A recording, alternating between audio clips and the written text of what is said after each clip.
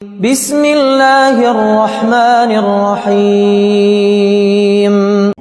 آزمائش کے بعد جب تم اللہ رب العزت کے قریب ہو جاتے ہو تب وہ تمہیں ایسی ان دیکھی طاقت دے دیتا ہے کہ تم ان تمام حالات سے نڈر ہو کر لڑ جاتے ہو جو تمہاری نظر میں ناممکن ہوتے ہیں۔ جانتے ہو اللہ تمہیں اتنی ہمت کیوں دیتا ہے؟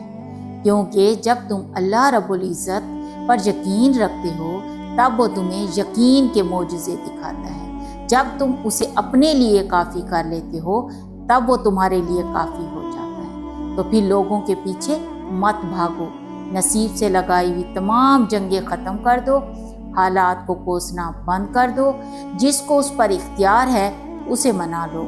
اگر تم چاہتے ہو کہ اللہ رب العزت تمہیں اپنی طاقت سے خوش کرے تو پہلے اپنے صبر سے تم لوگ اللہ کو خوش کرو۔ اگر تم چاہتے ہو کہ اللہ تمہیں تمہارے توکل کا صلہ دے تو پہلے تم اسے اس توکل کی آخری حد تک جا کر دکھاؤ، اور یاد رکھو تمہارے رب کے لیے کچھ بھی مشکل نہیں۔ وہ تو بس ایک اشارہ دیتا ہے اور چیزیں ہو جاتی ہیں۔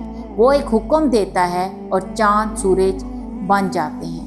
وہ ایک حکم دیتا ہے اور بادل کا ہر حصہ بارش بن کر برسنے لگتا ہے۔ وہ ایک حکم دیتا ہے اور خزاں کے سبھی پتے ٹوٹ کر زمین پر گر جاتے ہیں، اور وہ ایک ہی حکم سے اس بے جان باغ کو بہار کے موسم سے بھر دیتا ہے۔ تمہارا صدیوں کا کام اس کے ہاں ایک لمحے کا قصہ ہے۔ تمہاری عمر بھر کی ریاضتیں اس کے لیے ایک کن کی بات ہے۔ جہاں اتنا صبر کیا ہے نا وہاں تھوڑا سا صبر اور صحیح۔ جہاں اتنی کوشش کی ہے نا وہاں تھوڑی سی کوشش اور صحیح۔ وہ اگر دل نہیں بدل رہا نا تو یقین رکھو کہ وہ تمہارا نصیب بدلنے پر راضی ہے۔